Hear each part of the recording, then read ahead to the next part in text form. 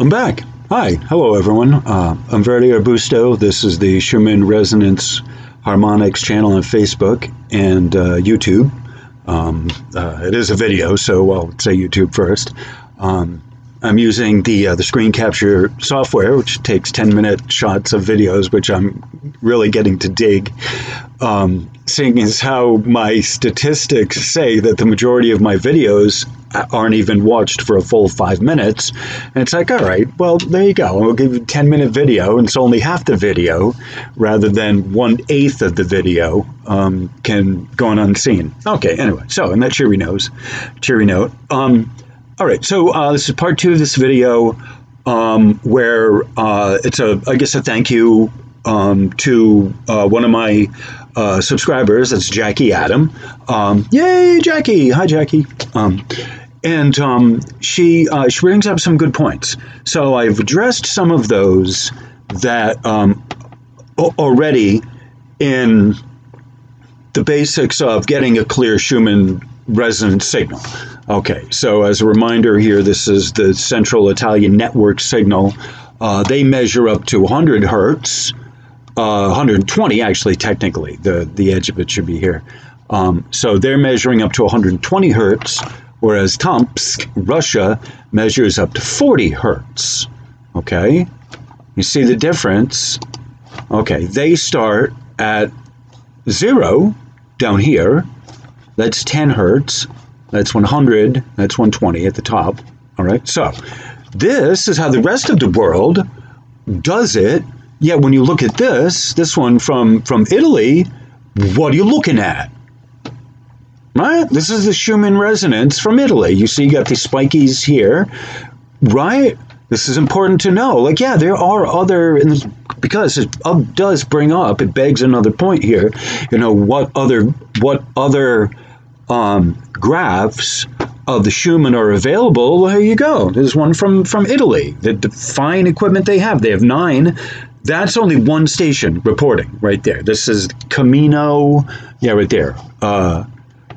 Camerino station. Okay. The resonances of the Earth ionospheric cavity are also evidenced by yellow horizontal bands in the lower part of the ELF band on the right.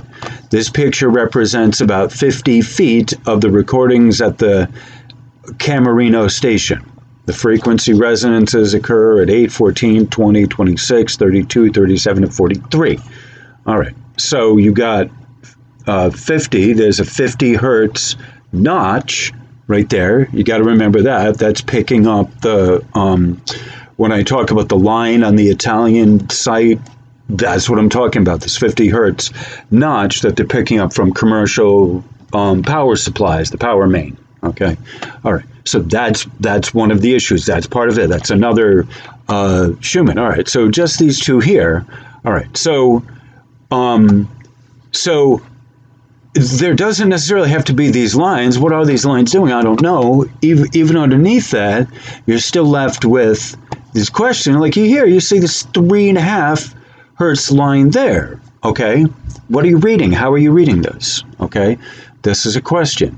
What, you see these things here, odd shapes that kind of curve like that. All right, what's that?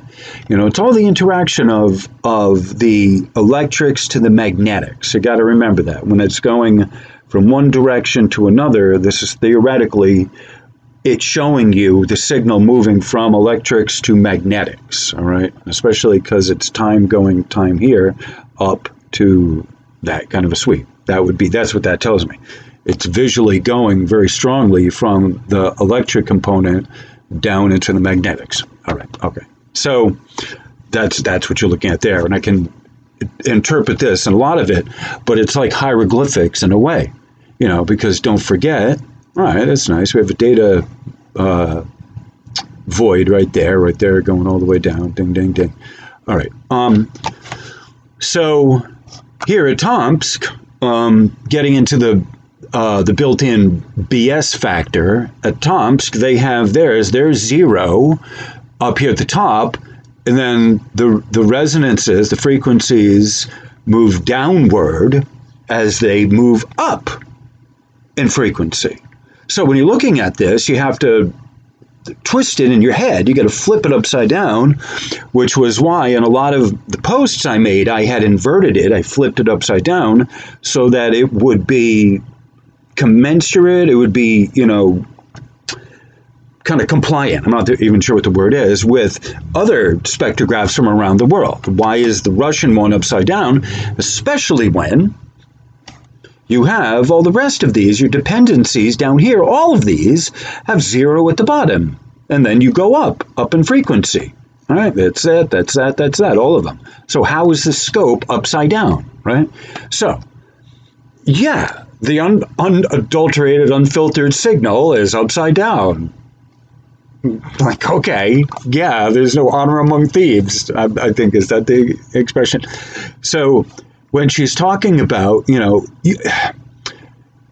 good golly, there's a judgment factor, a built-in ability to the fuckery margin. I don't even know a better way to put it, judgment, where you can judge something not important. You can, science loves doing that, kind of nullifying little details and factoring them out. It's kind of how science works. Like, oh yeah, the camera's broken, so we don't have any observations on that. We'll just go with our equations. Yeah, it's a thing. It's money's involved.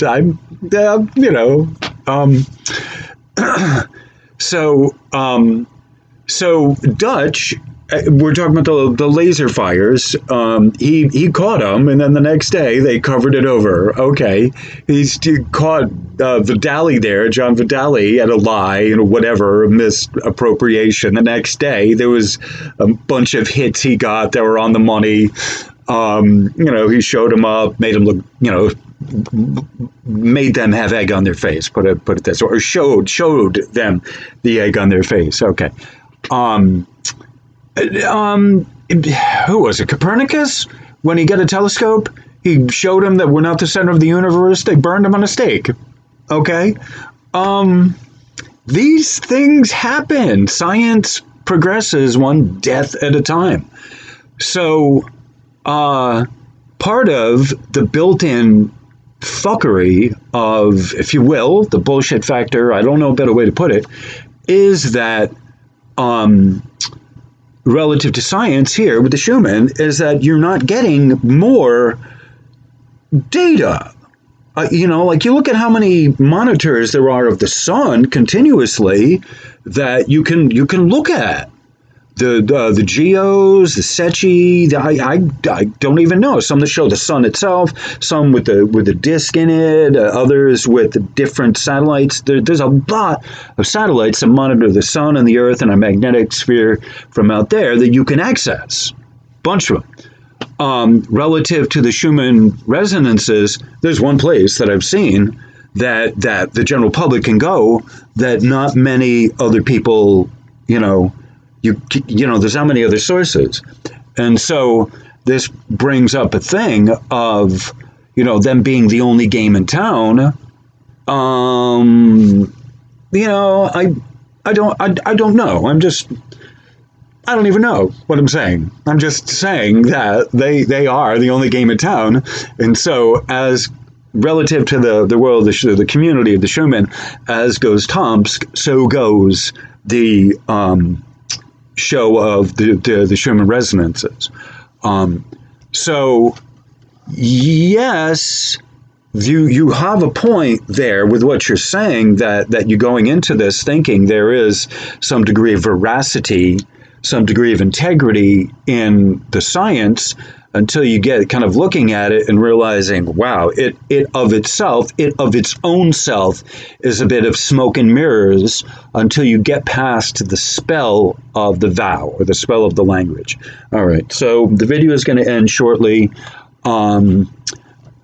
If you like this, make sure to thumbs it up, comment, likes, dislikes. So this is part A of what she had brought up.